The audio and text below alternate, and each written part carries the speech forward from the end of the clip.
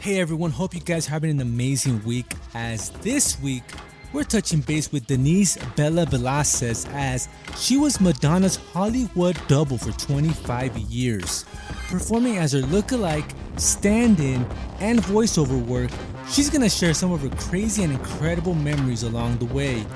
Plus, we're talking her production company and how has it been affected this past year. And what's next for Bella? That and much more. Stay locked in. Today I'm joined by Denise Bella Vlasis. And Bella, welcome to the podcast. And I want to just say thank you for coming on. And, for the audience, that might not know exactly who you are and, the journey that you took, I just want to, give you the stage and just let the audience know, what have you been doing lately and, the journey you took. Thank you. It's so good to be here. It's so good to hear your voice. I go by Bella. My name is Denise Bella Vlasis. I have been Madonna's Hollywood double since 1985. In that journey and through those travels of working as Madonna's double, it just opened a lot of doors that I could have never foreseen opening along the way. Basically, as a performer and a dancer, it was just looking for work. And I kind of kept falling into these roles of a Madonna type or a Madonna impersonator. Mm-hmm. And then while I was working doing that, I just ended up meeting lots of directors and lots of different agents and got to do movies and feature films and print jobs and stand-in work and voiceover work and kids' parties and, just every kind of thing you can do as an impersonator. And along the way and all these years later, I've always had people come up to me and say, wow, how did you get into this? Is there any way I can do this? Do I look like anybody? And it kind of started out as a fun thing. And then it really turned into a whole different entrepreneuring idea, I guess, in that I've literally helped so many people in my life become a lookalike or actually get work as a lookalike. From my friends that have been in feature films and national commercials and national print jobs. So basically all my performer friends or my out of work friends come up and say, make me over, Bella, make me look like somebody famous. And so that kind of turned into its own thing. And so I do that on the side as well, which is the lookalike lady. And that's pretty much just helping people break into the industry. And I've actually written 2 how-to books of trying to teach people step by step how to get into this industry. It's kind of a fun and untapped industry for anybody that's either a musician or a singer or a model or a dancer. It provides so many opportunities to work. No, yeah, definitely. And, that is a niche that you've kind of covered. I mean, you've pretty much taken over that particular niche, right? And, you've, like you said, you've done 2 books, right? And mm-hmm. What do you get into, the specifics, right? You have this long experience, right? So, mm-hmm. You have lots to cover, right? So give us some some of the stuff that's in your book, both of your books, and what are the most important things that people don't probably know about, being a lookalike? Yeah, both of my books cover kind of A to Z. They definitely need to be updated because it's been a little while, mm-hmm. but because now we've got social media and stuff, yeah. But it's pretty much A to Z. I wrote these books in the mindset that from day one, what would somebody need to know? And pretty much what's your first step?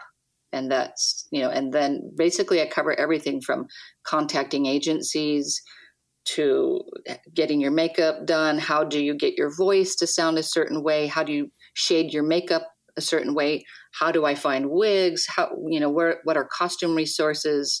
What happens on jobs when something like this happens? And I put a lot of little pieces of advice. And I also have a lot of advice from working impersonators, what do you do when this happens? Or, how do you handle when a customer does this? Or mm-hmm. How do I write a contract to book the job? And how do I find the customers? How do I find the agencies? I tried to cover all of it. And my guinea pig, when I wrote the book, I gave it to a person that was just starting out.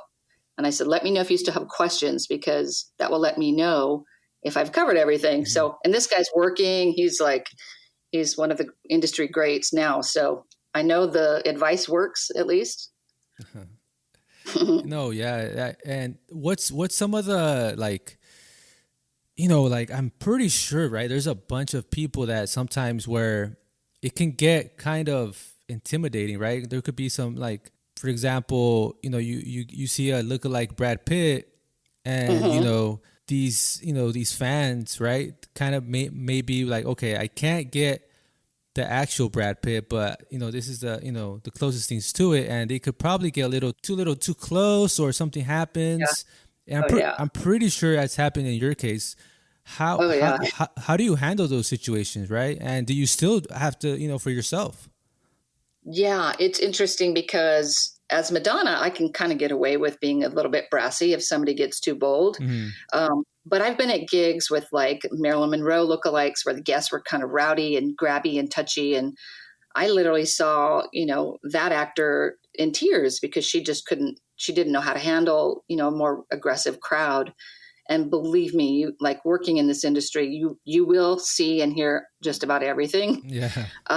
For myself, luckily I'm Madonna, so I can say, hey, back up, dude, or whatever. Yeah. I can, I can be a little more aggressive with it, but I think, the best thing to do is remove yourself from a situation. If it's gone too far, as an agent, I have in my contracts, if it gets like that, my performer leaves, and nobody should be subjected to be in that kind of hostile situation.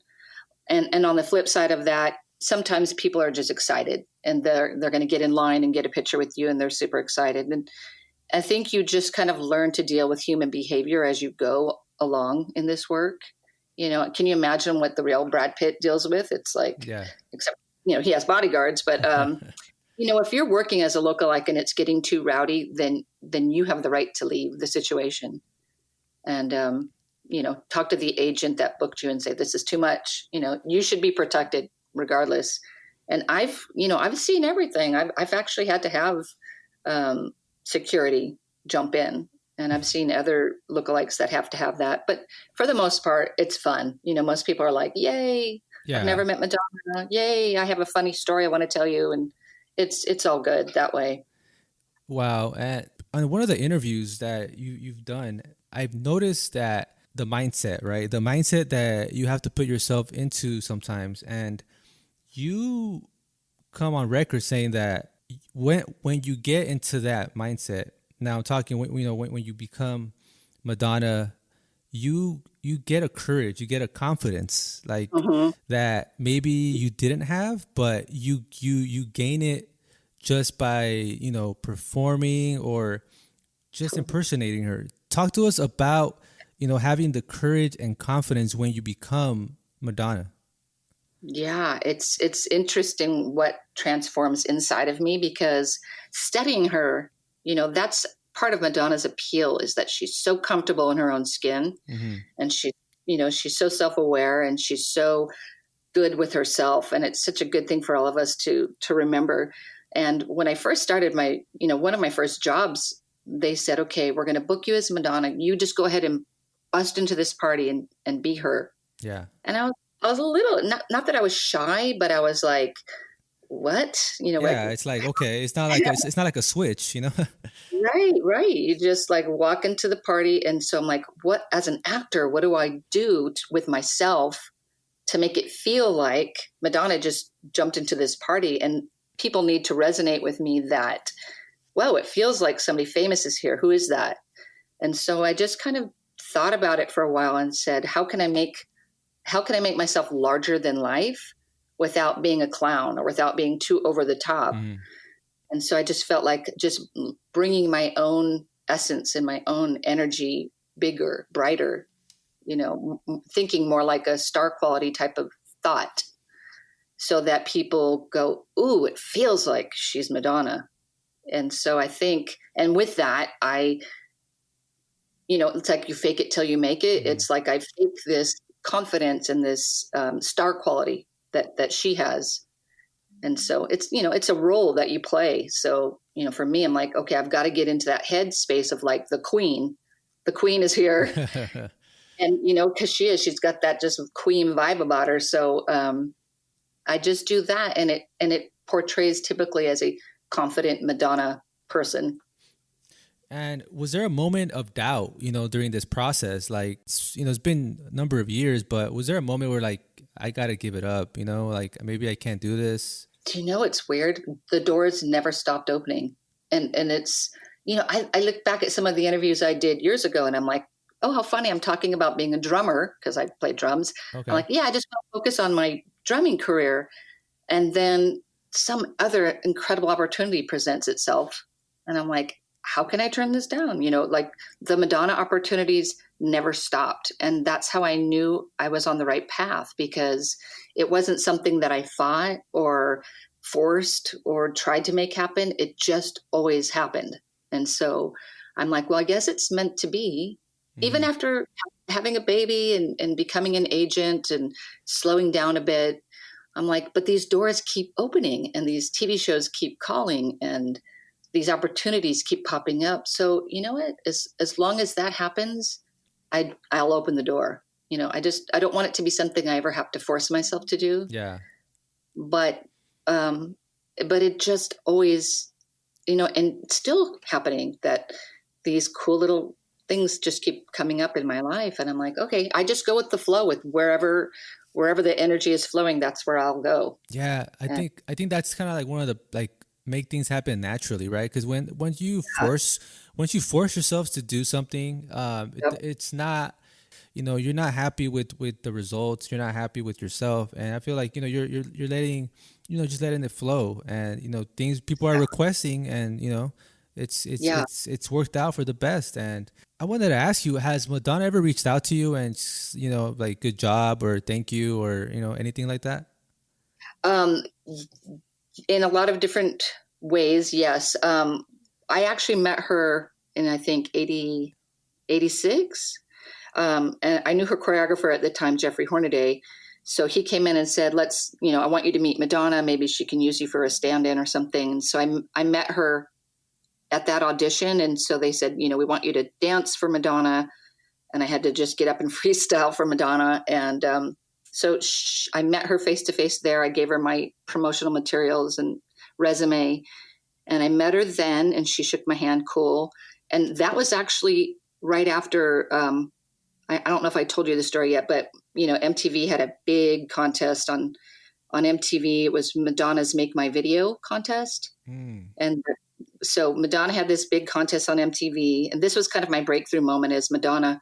There was like 2,000 people submitted. It was like anybody could make a video to Madonna's song True Blue. Mm-hmm. So just crazy things lined up like they always do with my life. And this director called me and says, do you want to make this video? And I'm like, let's do it. We had 24 hours. We sat up and edited it all night long, and we got it to MTV. And so long story short, out of 2,000 videos, they narrowed it down, and Madonna picked her top 10 favorite. And I was in that. Wow. And so, yeah, and I was the only person impersonating Madonna in any of these videos. So to me, I was like, I think that's kind of the best acknowledgement I could get from her. Yeah. Because, she's like, yep, because I'm just full on impersonating her in the video. So we ended up getting first runner up because you had to call in and vote, blah, blah. And so when I met Madonna, it was pretty much right after that. And so she knew that was the same girl that was in her video, contest. And so I met her then. And then years later, I ended up working with her on a commercial for MTV. And we signed a big 20-page contract saying that we wouldn't talk to her or go near her. But she walked past me and she goes, looks good, looks real good. I guess that's about it as far as the acknowledgement. But, over the years, they've had to get her okay for certain projects that I've done. Mm-hmm. So, and I've always had the green light. So that's a good thing. Yeah, that's good, right? I mean, you don't want to, step on anybody's toes, and somebody, they might, another person might be like, okay, I don't like that, or they say stop it, right? Stop everything you're doing. Yep. But it seems like she's okay with it, so that's good. Yeah, in the early days, I'd gotten a letter from her attorney saying, what do you? Because I was visiting hospitals and I was doing all this good charity work as her, and they were like, "Hey, who's this girl? She's getting way too much media attention." And so anyway, my dad got me an attorney, and they said, we said, we're not saying we're Madonna. We're just saying, we represent Madonna in a different way. And she's just doing good things. So I haven't gotten any negative experiences as far as that. And like I said, there were so many projects where they had to get her okay. And so I'm grateful. And, to be doing this 28 years later is just such a blessing. Yeah. And then I go back to, you said it once, there's always a clone of you somewhere in the world, and it's funny because I did a short film, and it's based a little bit off that, where you're always going to be, there's a clone out there of you somewhere, but you always got to be the best version of yourself. But it's kind of like, it kind of just reminded me of that a little bit. But what do you think about the concept of when you have somebody, right? So in your case, you have, you've been doing a lookalike, and now you have all these other people that are trying to do the same thing. What's something that you always tell them, right? Where, like, okay, you're playing A, B, C. Mm-hmm. One of the words of wisdom you always tell some of your clients, like, always do blank. Always represent the celebrity you impersonate with the utmost respect and goodness. Like, in all my years, I mean, that's probably why I keep working, because I will only portray Madonna in a positive light. Mm-hmm. I've been offered so many crazy jobs that I turned down because I'm like, I'm using her image to work. So first thing I say is never be insulting to the character. Only do something that you think your character would do, and then do it better and do it with total respect. Wow. I think super important. That's always key, right? You don't want to do anything that's, over the top and just like it's going to come back to, bite you later. Exactly. There have been other lookalikes that have gotten sued by their celebrity. Yeah. Doing some shady things, like getting into basketball games or, things like that. Yeah, because there's so many perks, and especially if you really, really look like somebody, there's lots of perks. But, I say in my books, don't fool anyone. Just, save it for the stage. And, that's, you just won't get in trouble. Yeah.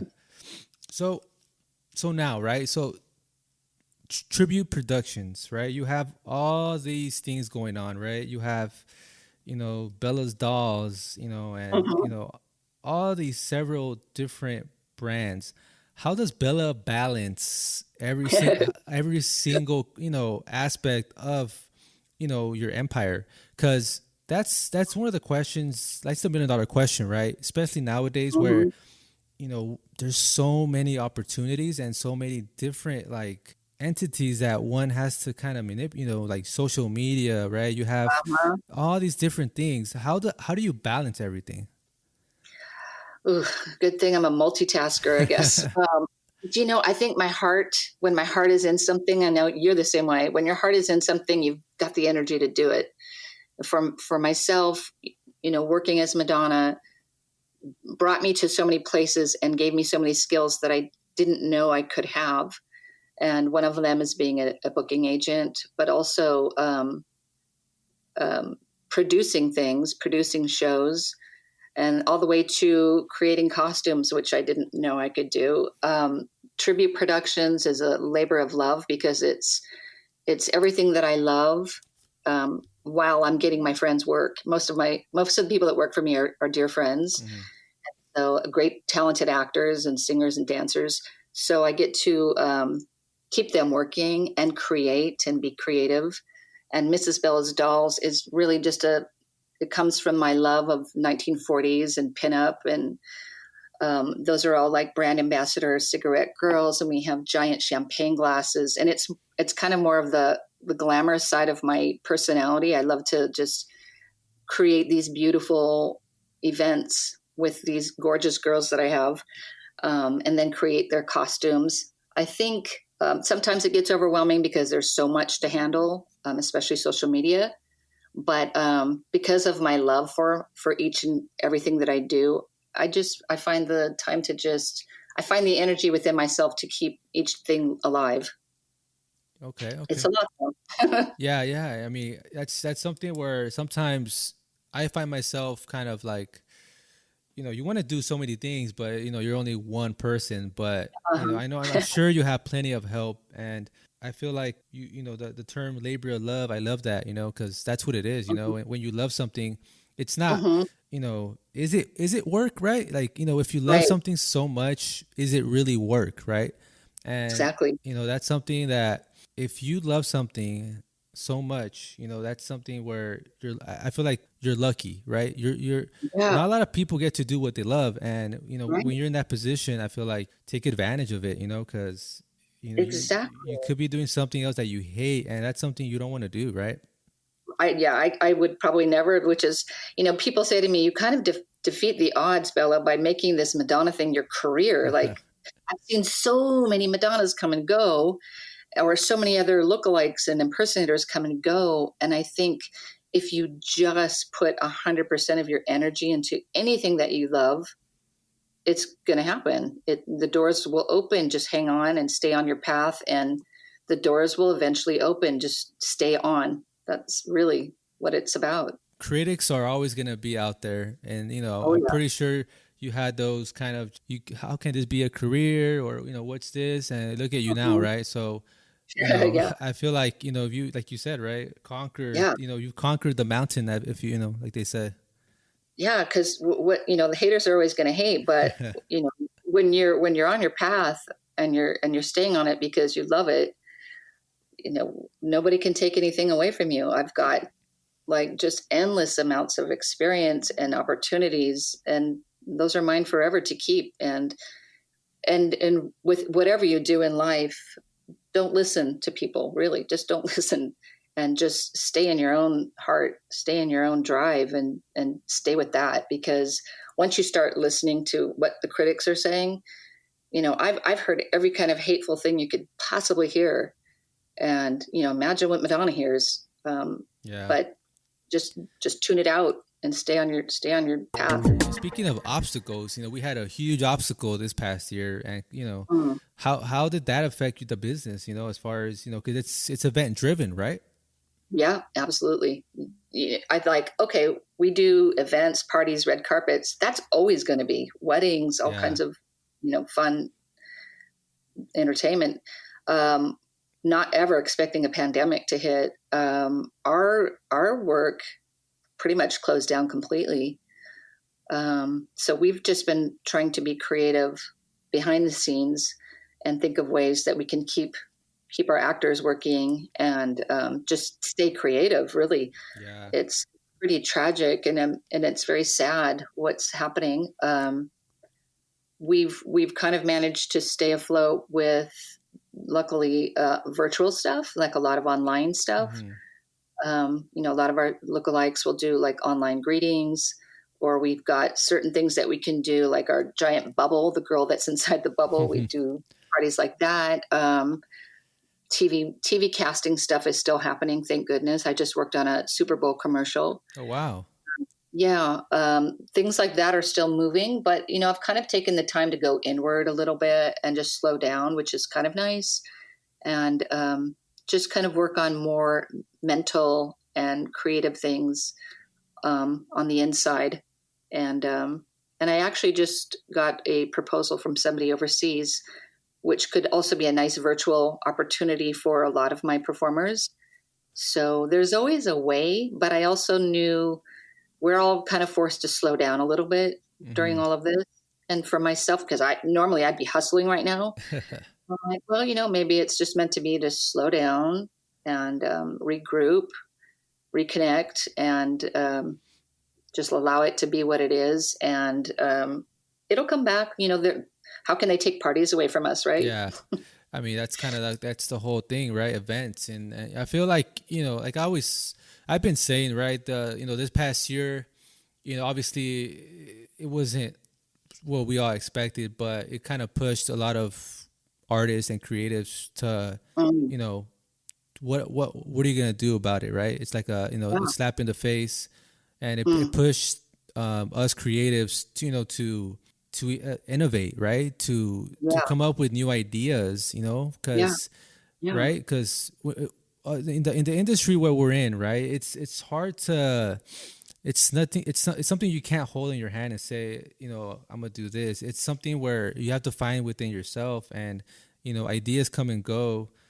Talk to us a little bit about something that maybe you were like, okay, this is it, but I have to do something about it. What's something that came out of 2020 and it was kind of like a blessing in the sky? I think just the ability to slow down. Definitely having more time with my family was Yes, such a gift. definitely. um, I'm sad that I can't see my mom right now, but I would say the things that came out of it were more freedom for me to think in ways that I wouldn't have time to if I was so busy hustling bookings. My mind has kind of been allowed to slow down and think of new Yeah, ideas. self-awareness. Yeah, absolutely. Self awareness. I get to train harder than ever been able to train for years, working out and just taking care of my health, mind, body, soul. And like I said, like I've actually just written something for a book that's about to be published, and I Nice. wouldn't, yeah, I wouldn't have the time normally to allow my mind to just be quiet. And so I'm super grateful, that we've had this time to just slow down a little bit. And I think we all could use a little slowdown. I definitely want to work, but the slowdown has been a blessing. No, that's 100%. I think we all need that. And now that things are kind of getting a little bit, back to normal, if you will. What's Bella? What's in her plans for this year? What's Bella working on, or that's something that's maybe it's in the woods but waiting to be released. Yeah. Well, this opportunity just came up. It's for something overseas. I'll talk about it more once it's totally solidified, but it could be a really cool online adventure for my artist friends and performers, and of course the lookalikes. Um, Once I signed that contract, which is like pending any day, I'll definitely update you. But I'm working on that right now. It's a little bit behind the scenes. Um, and then just still creating for tribute productions, still creating innovative and new ideas. So when the time is ready, we're ready to go with like new costumes and Hmm. new fun things for your parties. What's the most requested impersonator you always get like asked for? Like, oh, we got to have this guy. Who's the number, like most popular? Number one, I would say like movies, Leo DiCaprio, Yeah. believe it or not, because there's a guy that is really amazing. His name is Ben. Um, People, a lot of times they want whoever is current, like whoever's hitting the headlines right now. That's who people typically want. Who, So who's it's kind of who's the who's hitting gamut. who's hitting the headlines right now? Kind of nobody right now, but like who right now? The typical people that you'd see at the Oscars, I guess that, and then whoever's hot in the music industry. Those two categories. Yeah, Um, I feel like The Rock is like he's kind like I feel like he's like in everything and doing like True. yeah. So I don't know if you have The Rock yet, but I'm pretty sure he'll be popular. That's a tall order. There's a guy in Europe that sent me a picture. He looks pretty good, but I'm still looking for Rock if anybody happens to have an uncle or something that looks like him. What do you look for when you're choosing an person? I mean, obviously the look, right? But what's like the most important thing when you look for an impersonator? I think before anything, because you can look exactly like somebody, but the sense of self that the person has, and then their ability to listen and learn, and then trusting that that person can be professional on the job. Because if I send you on a movie set, Hmm. I've got to know that I can trust you to be like professional. So I think a good grounded person with with an upbeat personality, because a lot of the work that we do is meet and greet. So you're going to be talking to people and then engaging and taking pictures and that kind of thing. So you want to have a fairly outgoing personality, but but more than that, just being grounded and having a good sense of self, and before you jump into another character. Yeah. So I mean, that's those are all important attributes. And if you guys are listening and you guys want to be, you guys think that you look like somebody, well, there you go, right there. If you want to contact Bella, and Yes. Speaking of contacting Bella, where can people get, as far as your services, or just kind of get to know, or get more info on you? You can go to the website, tributeproductions.com, or you can find me on YouTube, which is Tribute Productions, or The Lookalike Lady. If you have specific lookalike questions, find me on any of those: TikTok, Instagram, Facebook, YouTube, The Lookalike Lady. And you can ask me questions online. I'll answer your questions online. Or if you're interested and you think you look like somebody, we can up it and help you look more like that person. And definitely find me if you look like someone, because you just never know. There it is. Mm-hmm. And, if you had one message that you could, tell the audience in 30 seconds, what would you say, Bella? I would say live from your heart. Live from your heart, and everything else will fall in place.